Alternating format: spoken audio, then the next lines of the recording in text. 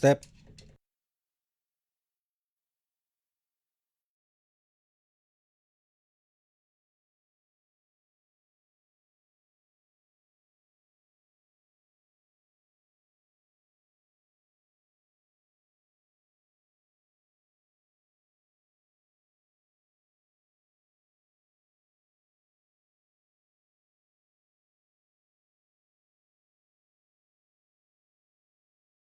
Handog ng Radyo Pilipinas World Service ang programang Global na Tayo. Pag-uusapan, hihimayin, aalamin ang mga isyung pinag-uusapan ng bayan at dadalhin sa pandaigdigang plataforma. Global na Tayo, talakayang hindi lang pambansa, bagkus pang global community pa. Global na Tayo, dito sa Radyo Pilipinas World Service, ang online digital station ng Pilipino saan man sa mundo. Tara na, Global na Tayo!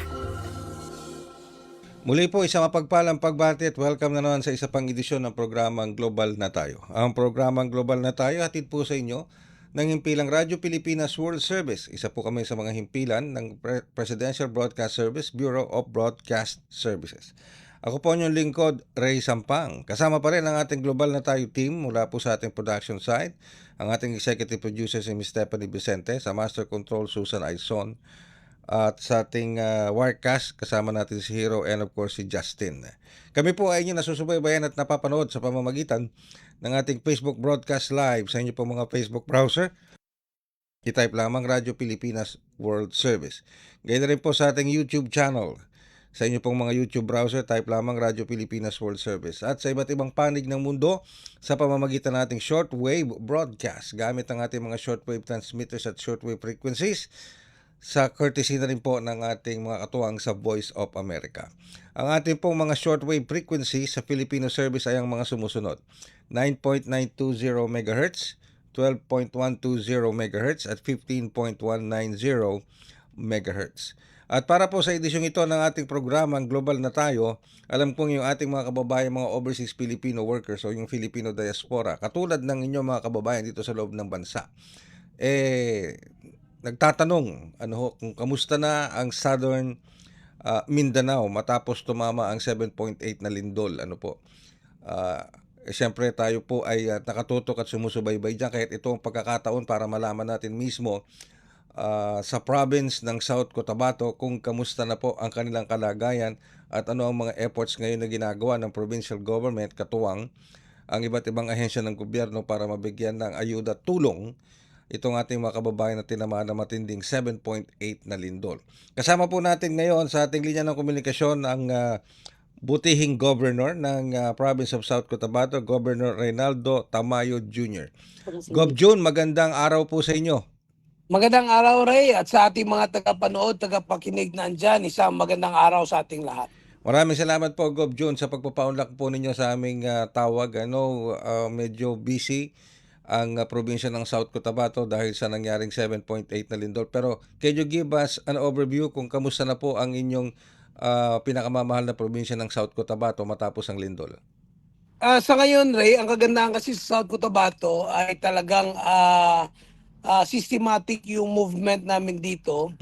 Agaran na i-deploy kaagad natin yung rapid damage assessment and needs analysis team na kung saan ay may kanya-kanya na mga role, So after ng lindol, may mga na-assign na ng mga infrastructure auditor para i-audit yung mga infrastructure, especially yung mga key or yung mga important infrastructure na siyang kailanganin kaagad na magamit if pwede pa magamit, Kasama dito yung mga ospital. So after 4 hours, yung 57 priority infrastructure ay natapos na kaagad din ma-assess. Nagkaroon ng assessment kaya hindi kami nahirapan dahil yung mga possible na source ng mga casualties ay yung mga nasa ospital na maghihirap So ang ginawa namin ay talagang naibalik kaagad namin sila. Naibalik kaagad namin sila within 5 hours. Hello? Oh, yes, go ahead po, Governor. Naibalik agad natin sila sa kanilang mga ward. At ang kagandahan ay hindi na tayo masyadong nahirapan na i-manage pa yung hospital natin after ng assessment.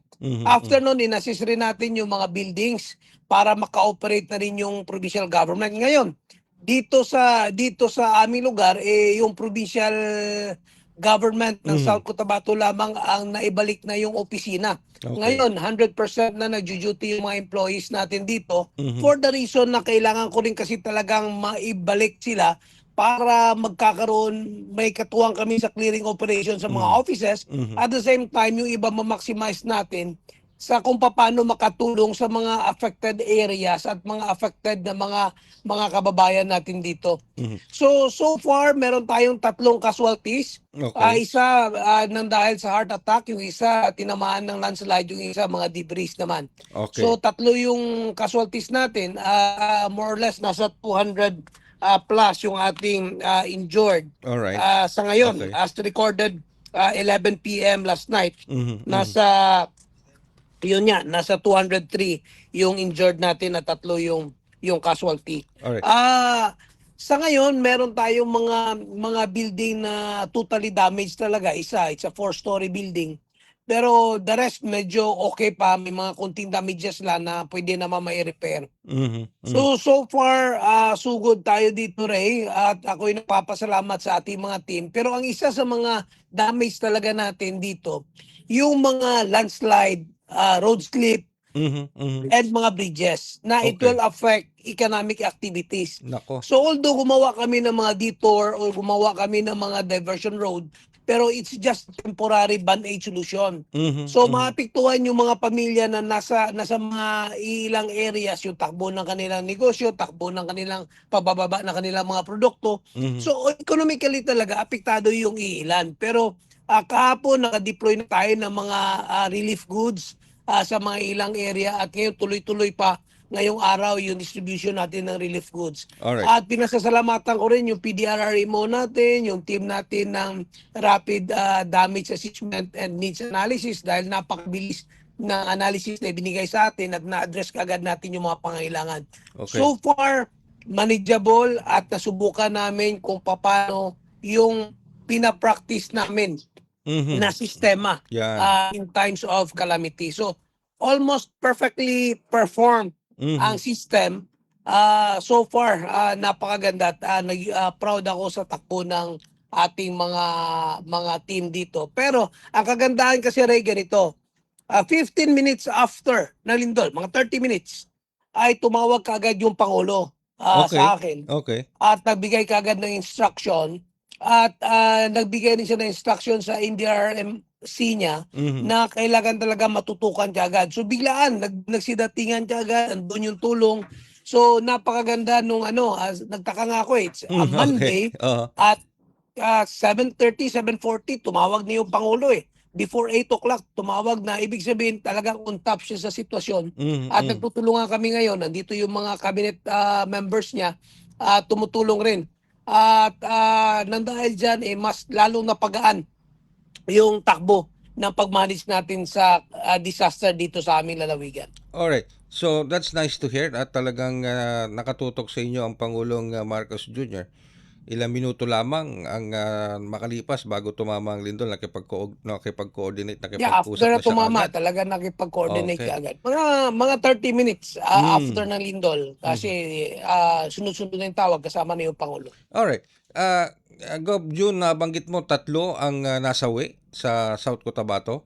Tama po ba yung Opo, dinig namin? with Alright. 203 injured. Okay, 3 nasawi, 203 injured. So, saan po bang lugar sa South Cotabato? Either munisipyo o bayan? 2 sa Tupi, Mhm. Municipality of Tupi kung saan ako naging mayor at Mhm. isa sa Lake Cebu. 2 sa Tupi, 1 sa Lake Cebu. Okay, Yeah. sige, opo. Pero yung infrastructure po ninyo, kamusta? Although nabanggit nyo sa amin, pero yung mga Yung mga major government roads. facilities natin almost okay, may mga maliliit na mga damages lamang pero yung mga bridges, road slip, landslide na hindi madadaanan.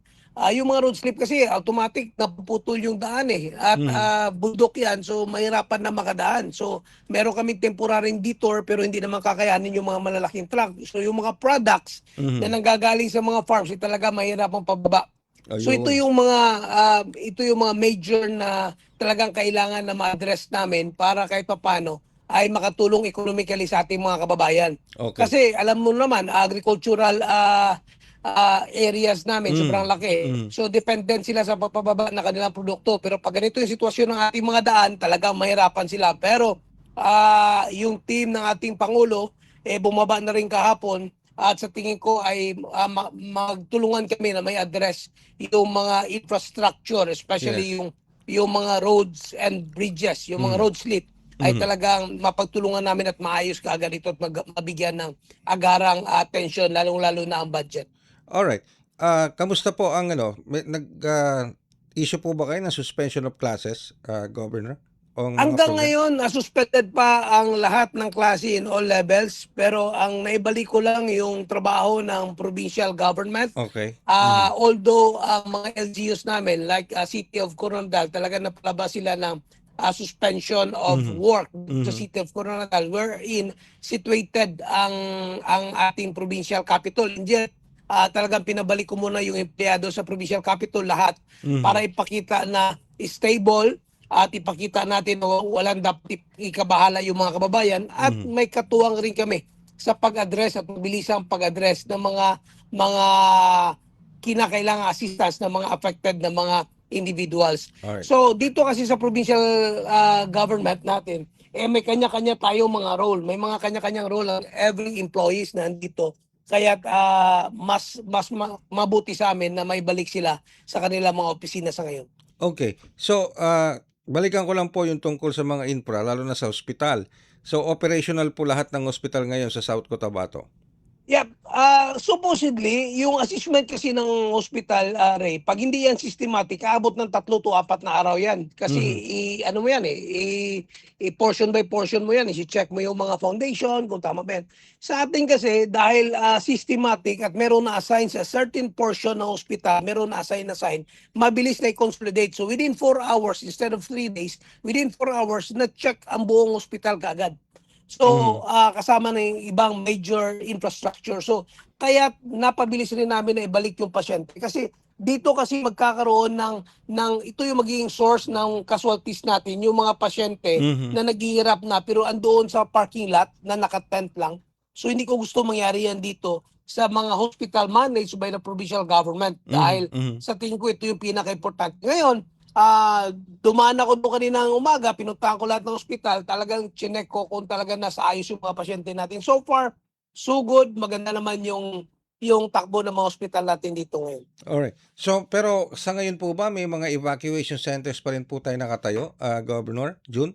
May mga evacuation tayo pero sa mga bundok na area yung hindi mapasukan dahil because of damaged road, not passable road natin.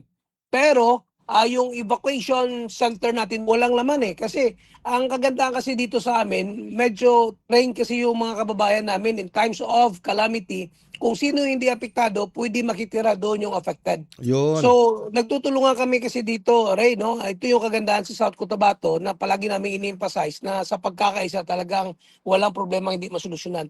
So, instead of andun sa evacuation, andun sila sa kapitbahay nila na hindi nasira yung bahay. So napakaganda. Ang kailangan lang naman namin paano i-distribute yung mga relief goods Okay. doon sa kanila para hindi naman apektado yung mga tinirahan nila ng mga bahay. Now, kaya So kayo, napakaganda ng management dito because of the unity that we have in South Cotabato. Talagang napakaganda na naging resulta. so meaning kaya kayo nagkakaroon ng problema ba, paraan para maihatid yung mga relief goods dahil nasa mga matataas na kabundukan po itong hahatiran nito? Natira na namin yung iba, pero ngayon ongoing pa rin yung Ongoing iba. pa rin. Kami naman, alam mo Ray, dito kasi, in every barangay, meron tayong 10 responders in every purok. We have 10 responders na under sa provincial government. Kaya napakabilis na maibaba natin yung assistance. Yun nga lang, talagang hindi sila makakabalik sa mga bahay nila dahil yung iba takot sa crack ng lupa. Hindi naman takot na yung bahay nila, kundi takot sila sa landslide. Yung iba naman ay hindi na makakapunta doon sa kanilang mga farms or nasa mga farms sila, hindi na rin maibaba yung mga produkto nila. Halos yun lang naman ang mga problema dito. Infrastructures with regards sa mga roads and bridges. Okay. ang supply ng kuryente hindi naman po yata naputol, hindi katulad nung sa ibang May mga mga lugar. may mga naputol, pero sabi ko nga, dahil sa systematic siya, yung Ardana natin ay talagang in place. Pag linog, meron talagang charge kaagad papunta doon, kasama yung kooperatiba namin, yung Socoteco, at mabilisan nilang nagkakaroon ng mga mabilisang aksyon kaagad. So, nagkaroon na tayo ng brownout until I think yung iba, may area na hanggang 5 p.m. May ibang area na 1 p.m. Mhm. Ganon. 5 hours and 14 hours yung pinakamatagal. Okay. So mukhang everything is ika nga back to normal na diyan sa South Cotabato. Is that true enough, Yeah, Governor? I'm trying to, tinatry ko talaga ipa-feel sa aming mga kababayan na normal ang sitwasyon. Okay. Kailangan ko talaga silang ililid Mhm. na maramdaman nila na everything is under control and on top yung governor nila sa ganitong crisis para kahit papaano mawalan yung kaba na meron sila. Yes. Ako naman, kaya ko naman i-shoulder lahat ng mga stress ng mga kababayan natin dito. Basta nagkakaisa lang kami, wala naman kami problema. Pero United ang South Cotabato, kaya yes. hindi ako nahirapan i-manage sila. Pero So, we are trying na ma-feel na normal yung sitwasyon dito sa amin. Despite of, alam namin, may mga economic activities na yes. affected Mhm. sa nangyayari. Okay. Pero ang Department of paano po yan? Nakikipag-ugnayan na po ba sa inyo ang Department of Agriculture para matulungan? Like you said, South Cotabato is an agricultural region, agricultural Sa producing totoo region. lang, Ray, ako nga 110,000 layer farm ko talagang bagsak lahat. Wow. Okay. So, that costs hundreds of million. And yet, sabi ko, okay lang yan. Ang importante, buhay tayo, tuloy-tuloy lang tayo. Mhm. Ay, pakain na lang yan sa mga tao, yung mga manok na yan, at mga itlog. Wow. Ay, importante na, pero hindi naman kailangan kasi na, hindi kami tatayot, hindi namin Kikilos. Oo. ma-feel sa mga tao na okay lang ang sitwasyon dito sa South Cotabato. I know you're doing your best and I know you can lead and guide your people dyan po sa South Cotabato, pero sana intindihin din po ninyo ang inyong kalusugan, ha, Governor. Kailangan po kayo ngayon ng ating mga kababayan sa South Cotabato. If anything happens to your health, Salamat, Ray. baka mamaya mahirapan sila lalo. So just keep your health in check. Ano po, alam kong ginagawa lang po nyo talaga yung trabaho nyo, pero siyempre inaasahan din natin na patuloy ang inyong serbisyo sa pamamagitan ng isang magandang pangangatawan, para ligtas din naman po kayo. Ano po, Salamat, Governor? Ray. Salamat. Para naman sa pamilya yan. Yeah. Salamat talaga. Maraming salamat din po, Governor June, sa oras sa pinagkaloob nyo sa amin. Thank you so much. Maraming salamat, Ray. God bless always. Ang ating pong butihing Governor ng probinsya ng South Cotabato, Governor Reynaldo Tamayo Jr. Kami po ay magbabalik makalipas ang ilang paalala. Paano nga ba mag-register para magkaroon ng schedule sa Bagong Pilipinas Presidential Action Center? Narito ang mga dapat gawin. Gamit ang iyong mobile device, pumunta sa eGov.ph app. Pwede itong i-download mula sa Apple App Store o sa Google Play Store. Gumawa ng account. Ilagay ang email address, valid mobile number, pagkatapos ay makakatanggap ka ng one-time code sa iyong email. Gamitin ang code sa eGov app para sa verification ng iyong account at ng mga impormasyong ibinigay. Congratulations! Meron ka ng eGov.ph app account. Pwede mo na ma-access ang iba't ibang serbisyo ng gobyerno kabilang ang mga serbisyo sa Bagong Pilipinas Presidential Action Center. Mabilisang trivia, dagdag talino. Heto na ang Dagling Kaalaman. Alam nyo ba, sa mga PhilHealth covered cases, mayroon ng zero balance billing o no balance billing. Paano ito gumagana? Simple lang. Magpa-admit sa ward ng DOH accredited hospital. Ipakita ang PhilHealth ID o MDR, pati na rin ang government issued ID at admission documents. Dumiretso sa PhilHealth Help Desk para sa verification at processing. At paglabas mo ng ospital, covered na ng PhilHealth ang room and board, doctor's fees, lab tests, operating room, at gamot mula sa pharmacy. Layunin nito ay mas pantay, abot kaya, at at tuloy-tuloy na serbisyong pangkalusugan para sa lahat ng Pilipino. Kaunting kaalaman na malaking dagdag talino. Abangan muli ang susunod na Dagling Kaalaman. Global na tayo. Global na tayo. Kasama si Ray Sampar. Dito sa Radyo Pilipinas World Service. Ay, nagbabalik po ang programang Global na tayo dito sa himpilang Radyo Pilipinas World Service.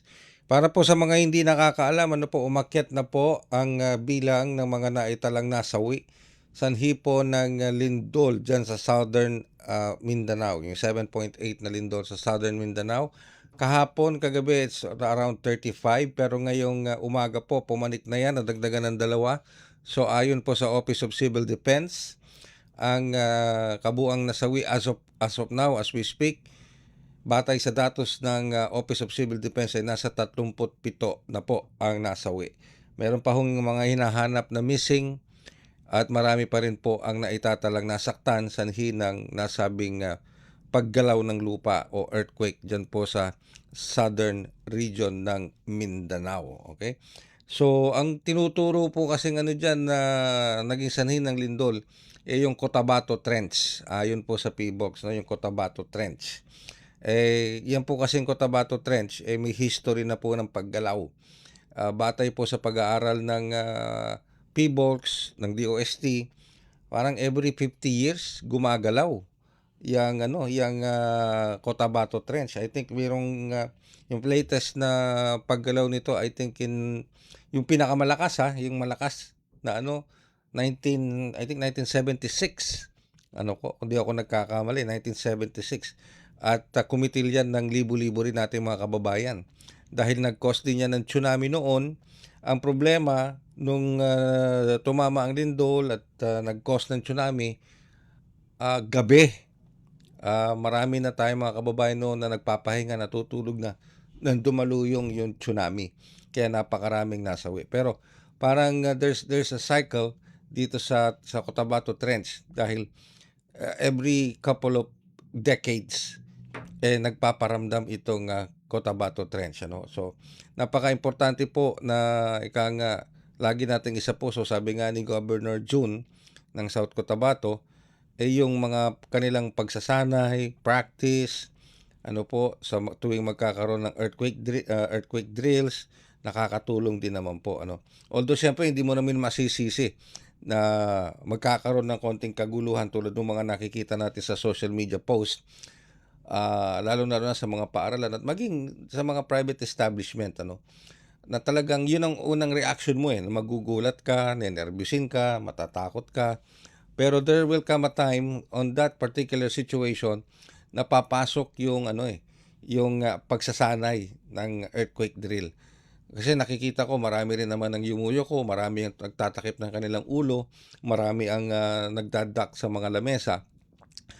Yung ang iba sa sobrang tagal sa pagdak sa lamesa, tapos na yung lindol, hindi pa sila lumalabas ng building. Kaya, di ba doon sa isang social media post, pinuntahan pa sila ng mga tao doon sa loob ng building at sinisigawan at sinasabi, lumabas na kayo dyan. Okay? So, ibig sabihin, there is a sense of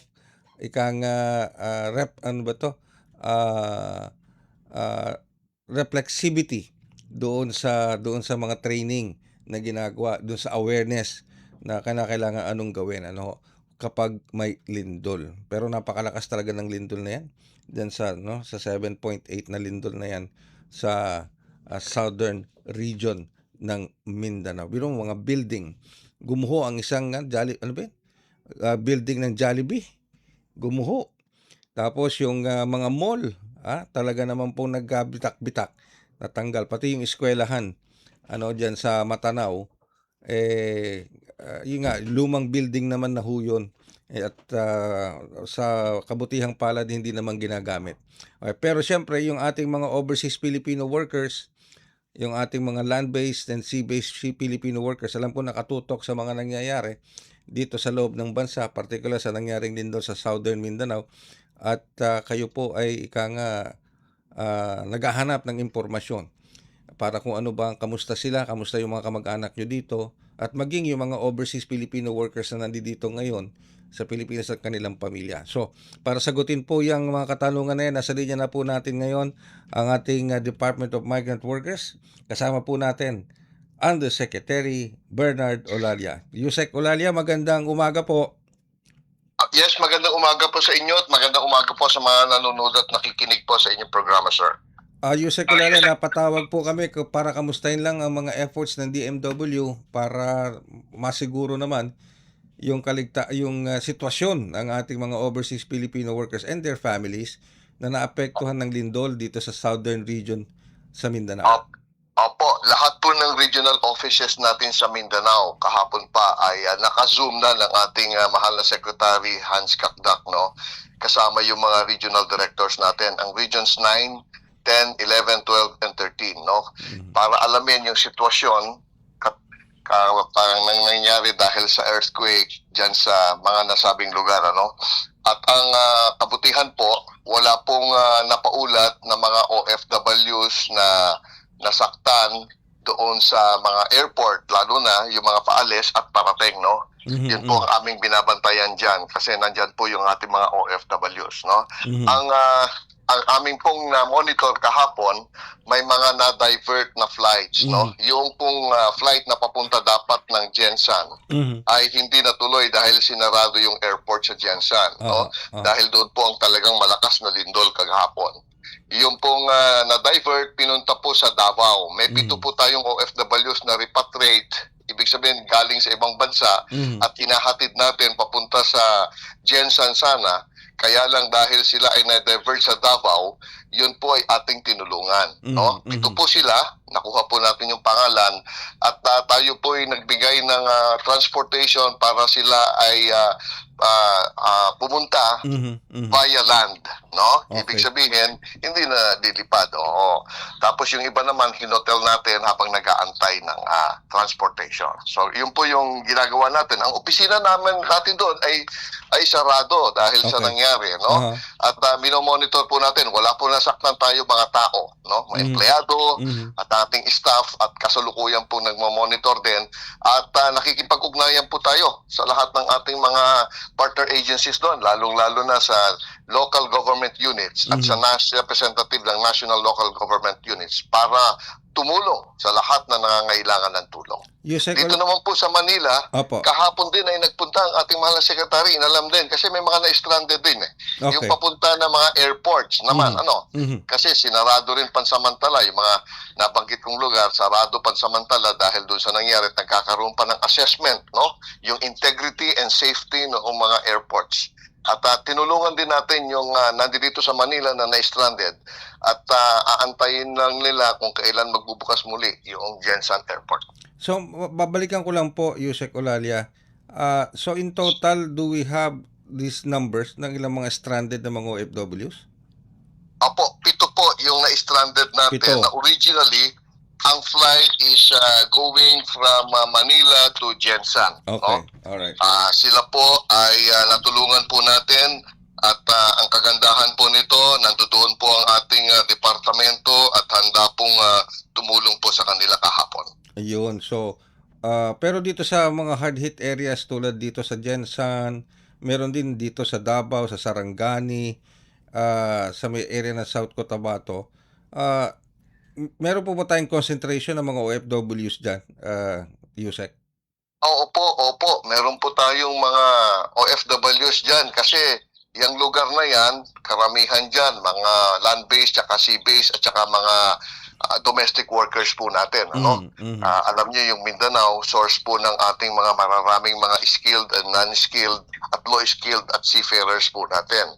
Kaya kami po ay nagbigay din ng hotline dyan po sa lugar na yan para yung nais makakuha ng impormasyon ng kanilang mga pamilya ay matutulungan po natin. Kahapon nga pala yung sinabi kong 7, isa yung papunta sa Jensan, 5 yung papunta sa South Cotabato, at isa yung papunta ng Sarangani Province at natutulungan ng OWA at ng DMW. Opo. And hopefully, with sincere prayers, wala naman pong mga nasaktan na mga OFWs and their families. Kasi 37 ang naitalang nasawi ngayong umagang ito.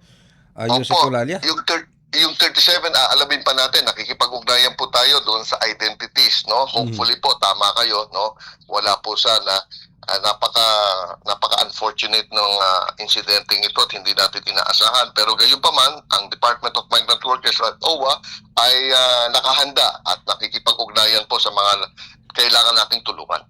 Alright, with that, Yusek Olalia, maraming salamat po. Alam kong you're a very busy official din ng Department of Migrant Workers. So, we appreciate very much the time na ipinagkakalob nyo po sa amin, Yusek Olalia. Thank you very much po. Always po, Sir Ray. Salamat din po sa inyo sa programa niyo. Nakakatulong po tayo sa pagbibigay ng impormasyon sa ating mga OFWs po, sir. Salamat din po. Ang ating pong Undersecretary Bernard Olalia ng Department of Migrant Workers. So, yun po yung mga ginagawang hakbang naman ngayon ng Department of Migrant Workers para po sa ating mga overseas Filipino workers, land-based or sea-based, na naapektuhan ng lindol dito sa southern region ng Mindanao. Kasi meron po tayong mga kababayan, tulad nga po na nabanggit ni Yusek Olalia, na nandito, marami dito sa may bahagi ng southern region ng Mindanao, dito sa may Jensan, sa may Region 12, Region 11, marami tayong mga OFWs na nandiyan dyan.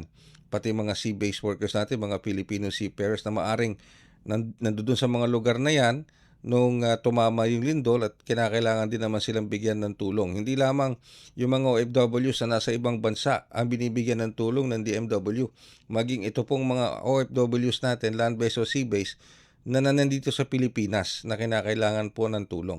Katulad po ng mga ganitong klase ng sitwasyon. Alright, magbabalik pa rin po kami, makalipas pa rin ang ilang paalala. Pero sa pagbabalik natin, antabayanan po ninyo ang ating panayam sa Bureau of Fire Protection Region 12. Matagal nang mailap ang internet sa maraming lugar. May mga gurong handang magturo, mga batang puno ng pangarap.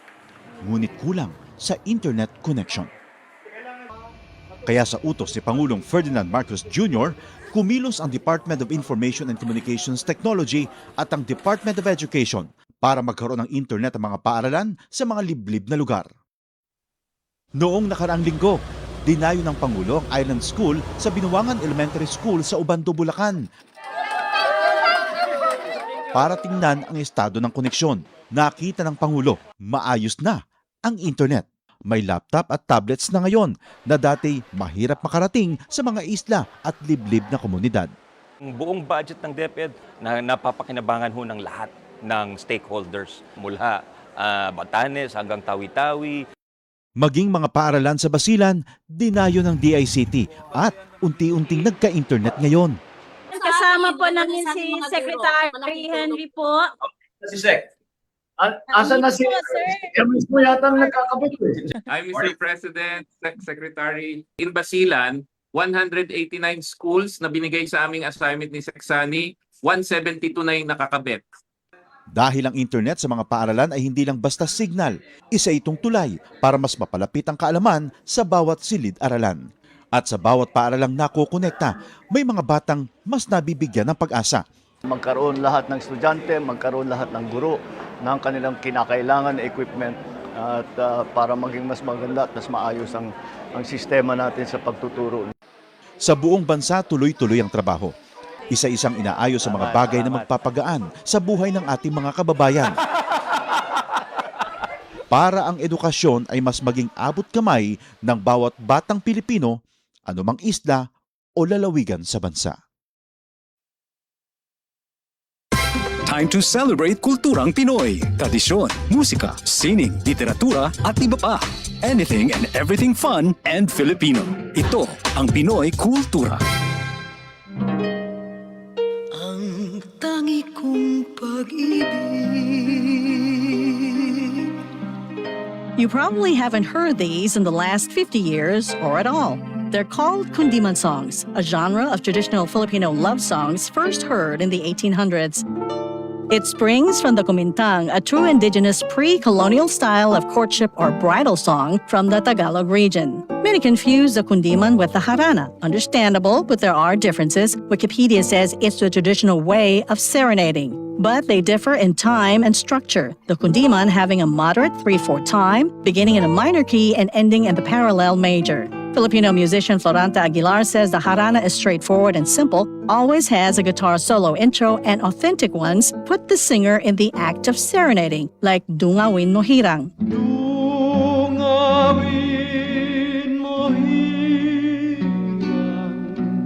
He says a notable difference, it's fatalistic lyrics. Kaawa-awang tao or sitwasyon where the lyrics portray one's choices or actions make no difference because everything is left to fate.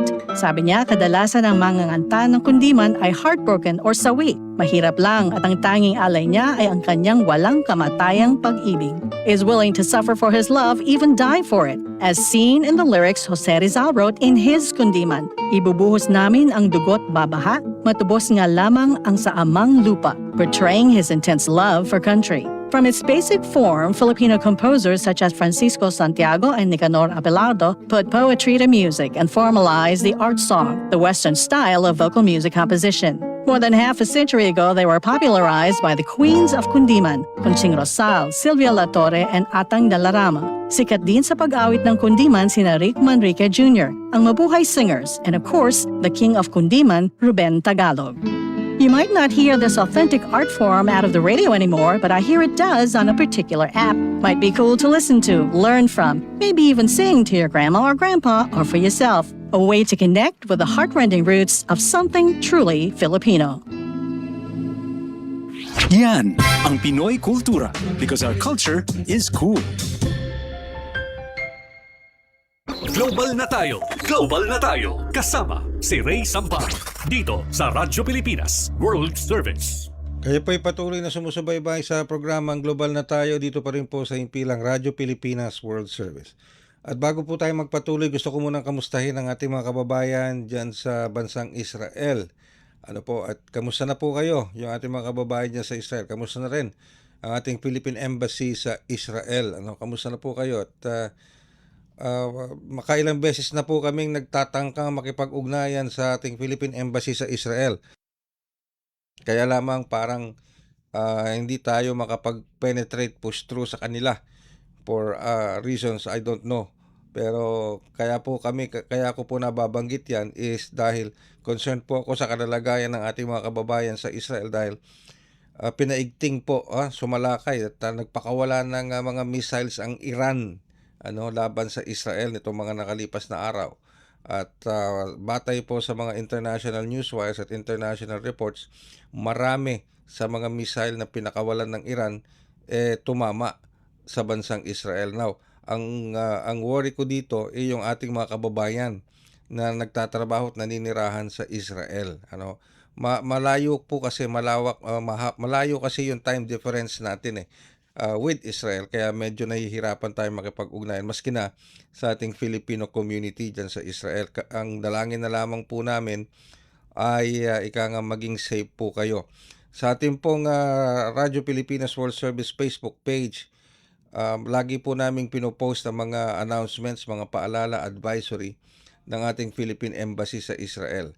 So yung mga nakikinig po sa ating mga kababayan natin sa Israel, sana po tumalima po kayo sa mga advisory ng ating embahada at higit sa lahat make sure na ligtas po kayo kasama ng inyong mga ward, ng inyong mga inaalagaan.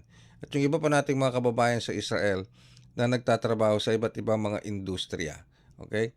At medyo umiinit na naman ang sitwasyon sa pagitan ng Iran at ng Israel. At we are concerned dito sa kalalagayan ng ating mga kababayan niya. Kaya kung sino man po ang nakikinig sa atin na sa mga oras na ito na may kilala sa bansang Israel, please extend our concerns. And kung nais lang po naming malaman ang kanilang kalalagayan, kung ligtas po sila at malayo sa anumang kapahamakan. Alright?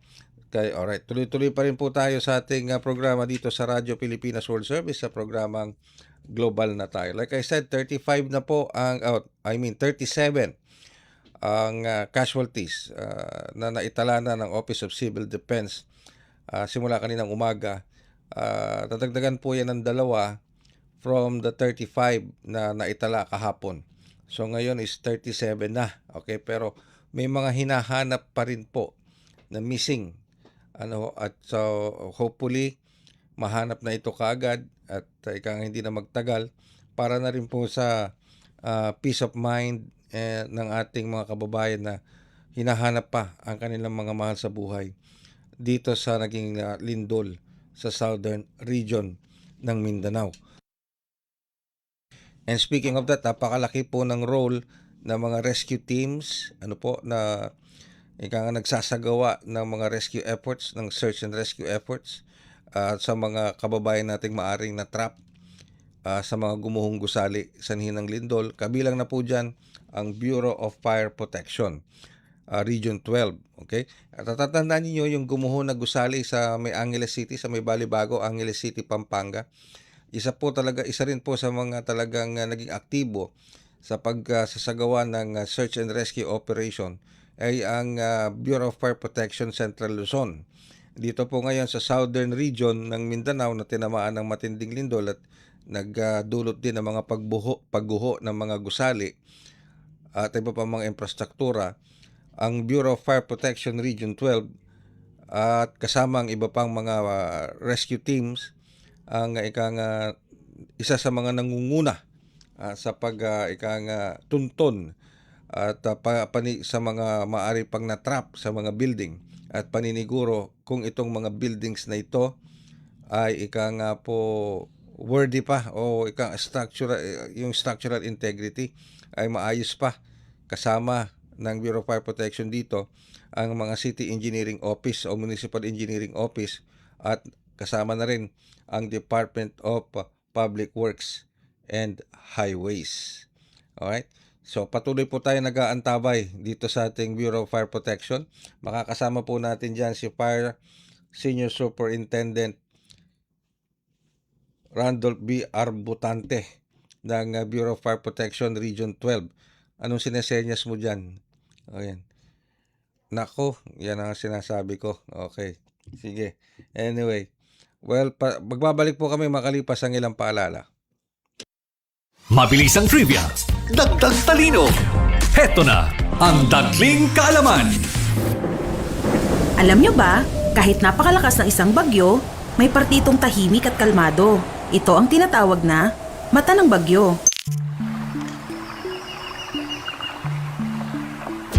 Pero, huwag magpaloko.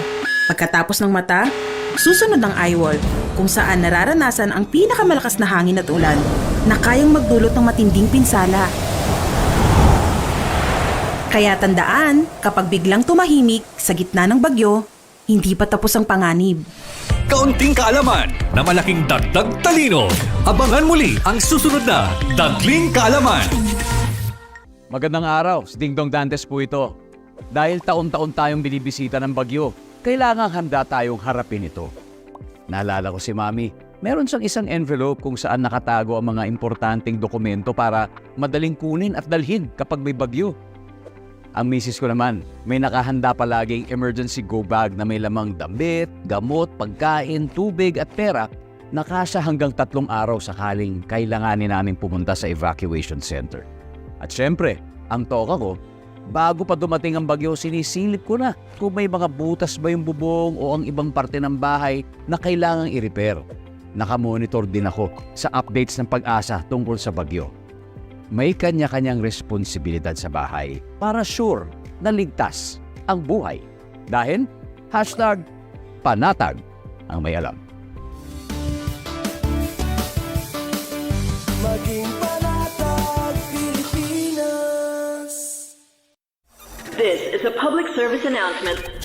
Maging handa sa oras ng sakuna. Para sa iyo at sa iyong pamilya, laging siguruhin. Go Bag ay nakahanda at naglalaman ng mga sumusunod. Ilang pirasong damit, ready-to-eat na pagkain at inuming aabot ng 3 araw. Personal na gamit para sa inyong hygiene. First aid kit kabilang ang alcohol, bandages, gamot sa lagnat, ubo at sipon, pati na rin ang inyong vitamins at maintenance medicines. Maglagay ng pito, flashlight, lighter o posporo. Huwag kalimutan ang mga charger o power bank. At higit sa lahat, isama ang mga importanteng gamit gaya ng inyong mga legal na dokumento, IDs, ATM o passbook, insurance at iba pa. This is a public service announcement. From PBS, Presidential Broadcast Service, and Radyo Pilipinas. Paliwanag mo sa tao na hindi totoo yan. Dahil ang totoo, yung totoo ang dapat ninyong malaman. Nagkalat sa internet ang fake news o mali at fake news. Tinatapon niyo yung tao. What they are doing is creating panic. We say no. Yung pagkalat ng fake news. And some of it's dangerous. Sana iwasan po natin pag-spread ng fake news. At di magpapakalat ng disinformation at misinformation ang kasulukuyang administrasyon. Stop telling us fake news because you're wrong. Para sa totoo at mapagkakatiwalaang mga balita at impormasyon, Radyo Pilipinas. This is a public service announcement. Discipline is the key. Umiwas sa aksidente sa daan. Global na tayo! Global na tayo! Kasama si Ray Sampar dito sa Radyo Pilipinas World Service. Ay, kayo po ay patuloy na sumusubaybay sa ating programang Global na tayo. So we're trying to get in touch with the Bureau of Fire Protection Region 12 para malaman po natin yung mga hakbang na ginagawa ngayon at patuloy na ginagawa ng Bureau of Fire Protection, okay, dyan sa Region 12. Para po dito sa ikang patuloy na rescue and rescue efforts na dapat gawin at pagkatasa lalong-lalo na dito sa mga structural integrities kasama, like I said, kasama ng city at municipal engineers together with the Department of Public Works and Highways tungkol po dito sa mga gusaling na apektuhan nung nagkaroon na ng mga bitak-bitak. Ulitin ko ho, 37 na ang patay ang ikang officially na italang nasawi ayon po sa Office of Civil Defense. 37, that is up by 2 compared to 35 last night. Okay, at meron pa hong mga hinahanap. I think there's still around 3 to 4 missing na hinahanap sa isang lugar, and it could go up more. Depende po yan sa pagtakbo ng panahon ng mga araw, itong mga susunod na araw. Okay, pero syempre ang isa rin ng mga tinututukan natin ay yung mga kabataan na pumasok dahil nangyari po ang lindol kahapon, first day ng opening of classes. First day ng opening of classes kahapon. Kaya't makikita po ninyo sa mga social media post, karamihan may mga schools na talagang nagkakagulo, pati yung mga estudyante takot na takot. Pero salamat dun sa mga guro. Talaga namang hindi mo matatawaran ang professionalismo at dedication ng mga guro natin na talagang hindi iniwanan itong ating mga mag-aaral, itong mga estudyante natin. Sa kabila ng sila mismo ay natatakot din, di ba? Kita mo rin naman sa kanilang mga mata, sa kanilang mga facial expression na sila ay takot din.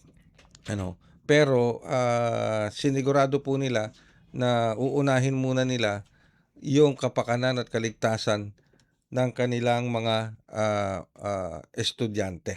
Alright? Anong nangyari sa Bureau? Okay.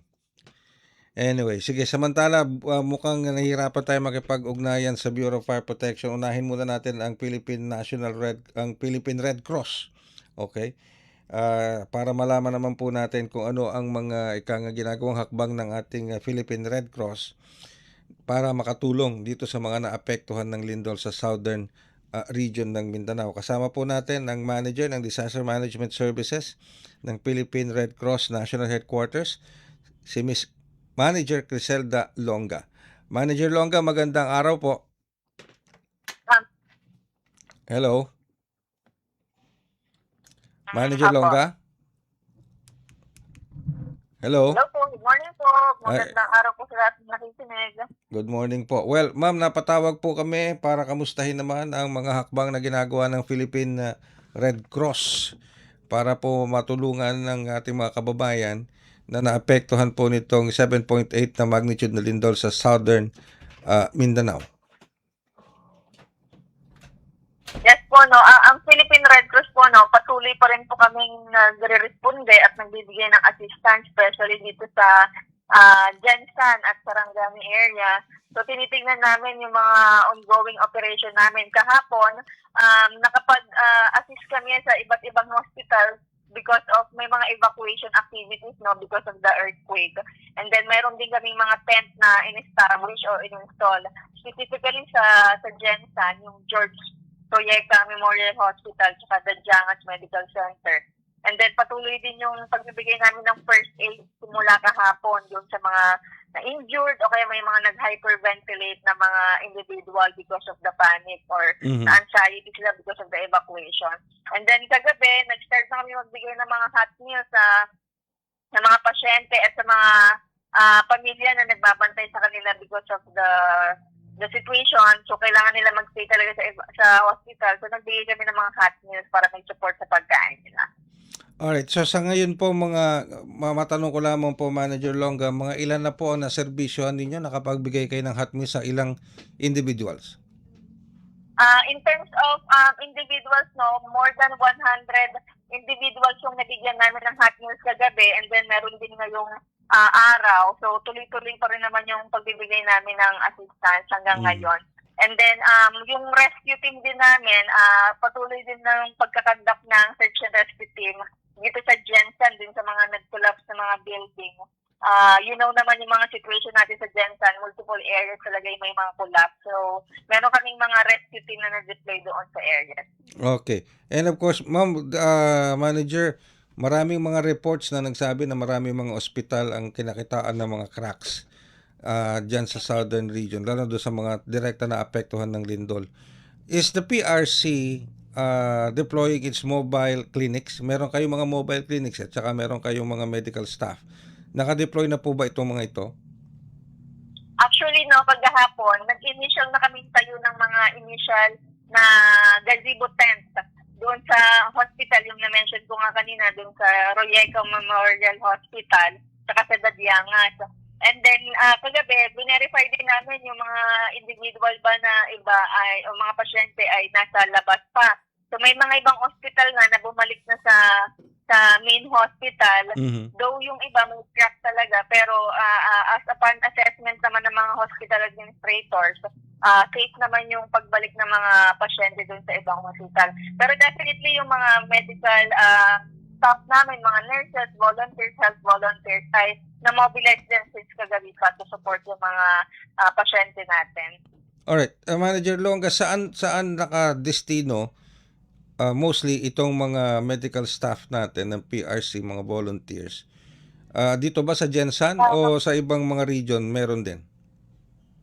Actually, ang pinaka-major situation natin or major operation area natin ay sa Jensan kasi na-validate natin na yung mga areas sa Davao area, South Cotabato area ay manageable naman na yung situation. So, specifically, Jensan ang talagang major operation area natin.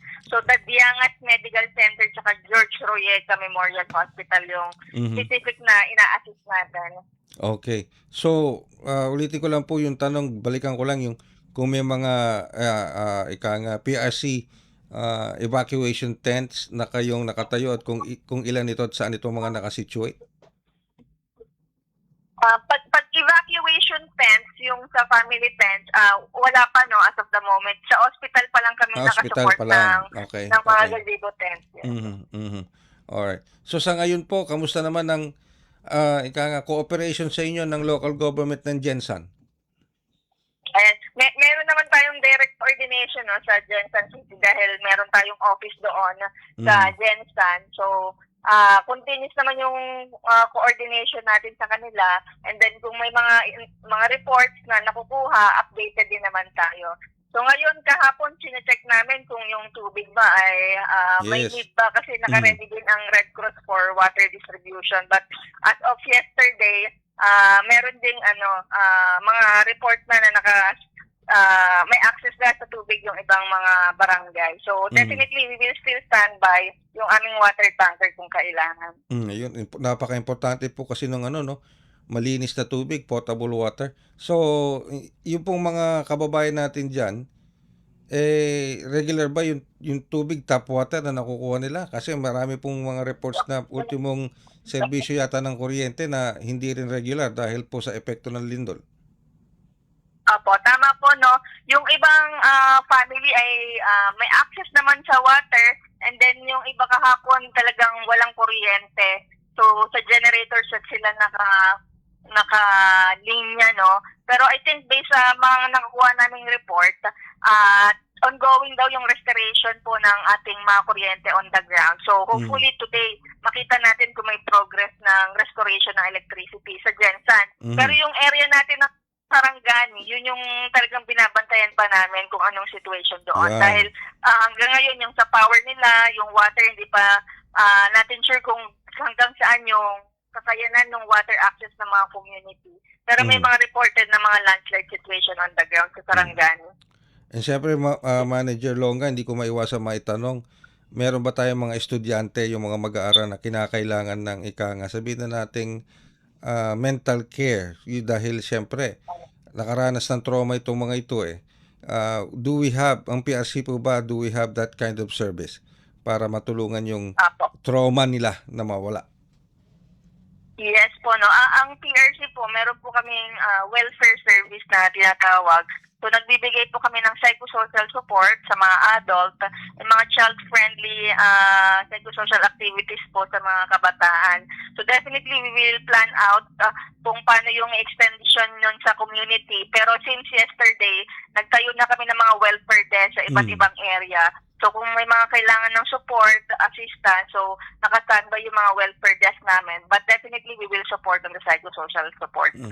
Nakakaramdam pa po ba kayo ng mga aftershocks, Manager Longga, sa kinaroroonan po ninyo ngayon? Actually, nasa Manila ako. So, direct akong nakapag-coordinate sa chapter natin sa Gensan. So, I think simula kagabi, manageable naman yung mga aftershocks. Though recorded siya ng PBOX na meron, pero hindi siya ganun kalala, no?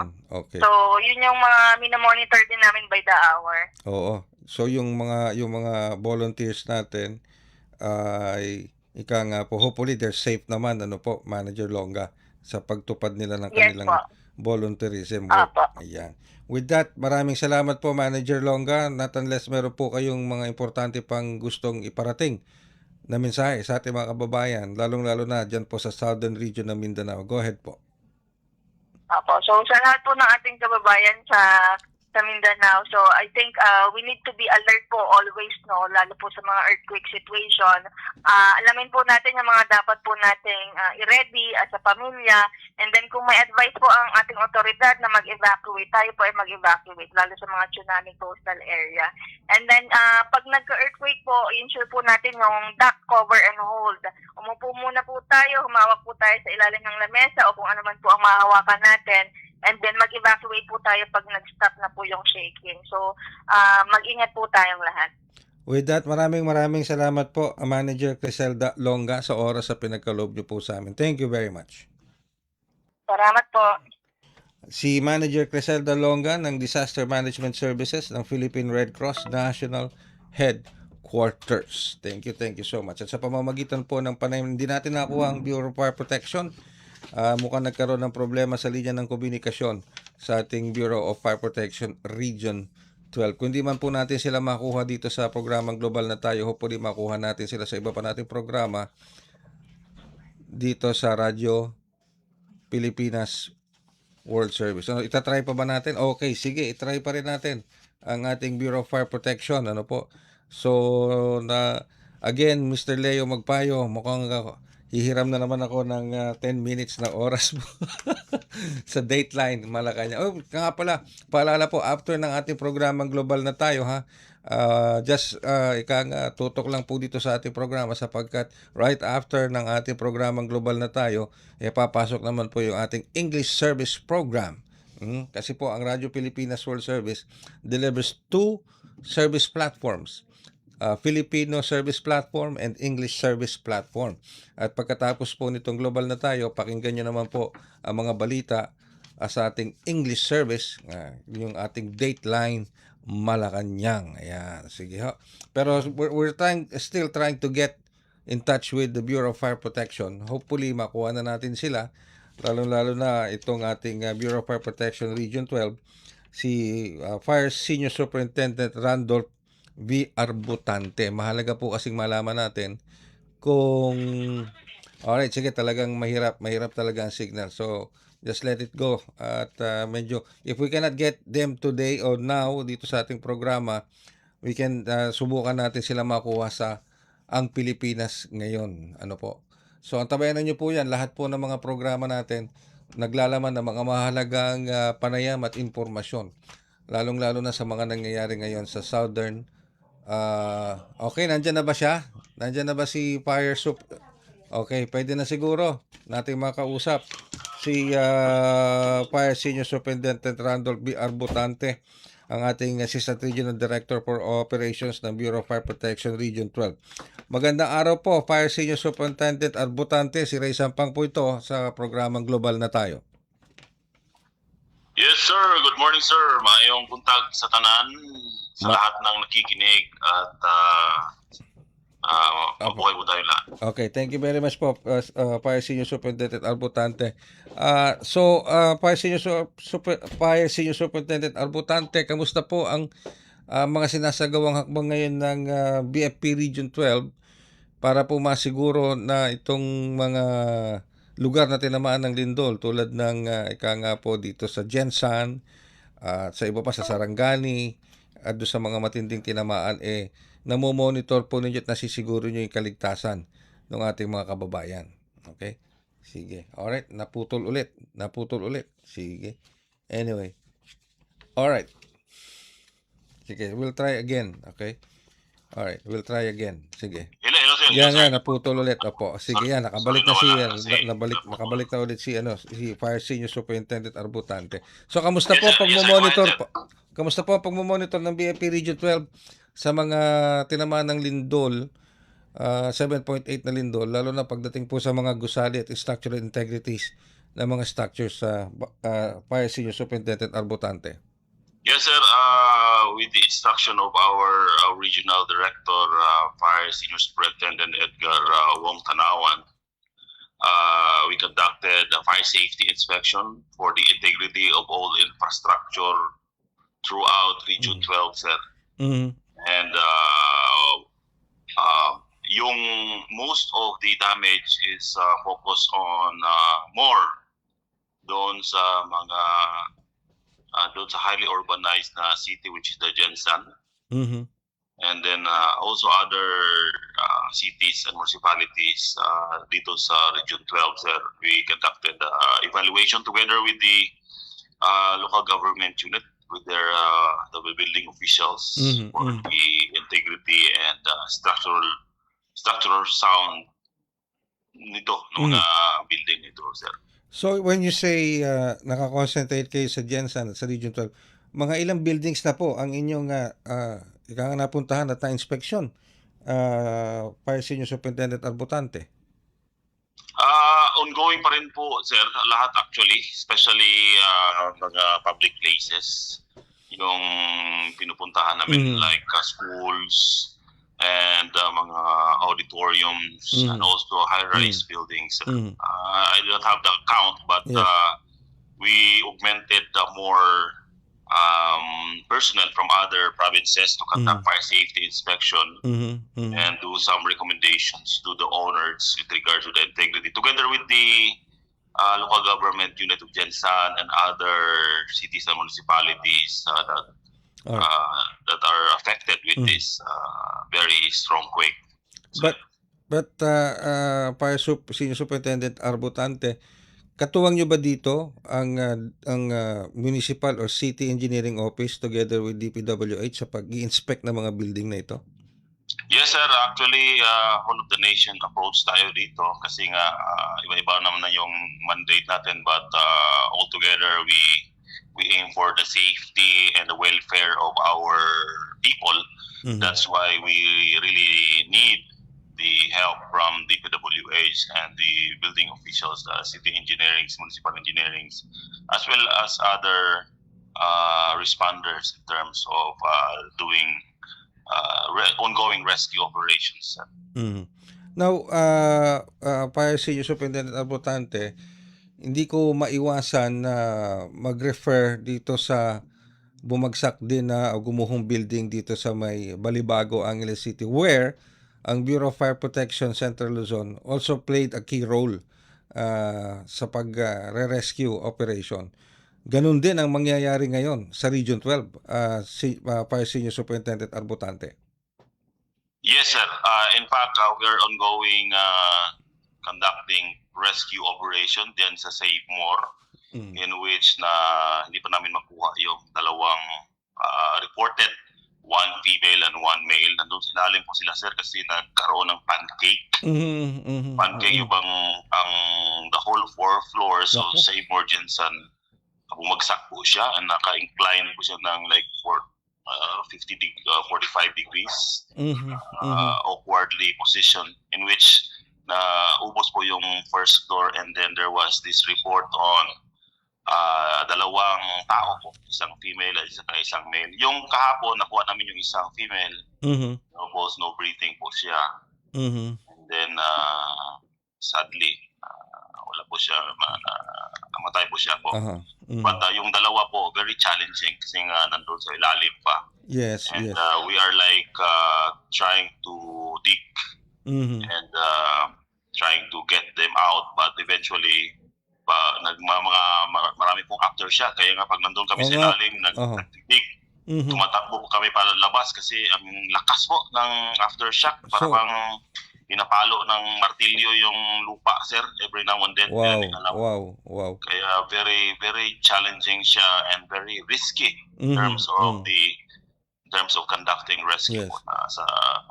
So itong dalawang binabanggit po ninyo, are this hopefully are they may chance ba na buhay pa ito, o it's just a retrieval operation na lang ang ginagawa ninyo dito sa dalawa? It's still on rescue operation. We are hoping that they are still alive, because every time pag mayroong pumuhong may building infrastructure, somewhere somehow magkakaroon ng void yan po. Void meaning may space. Possibly, we do not know, because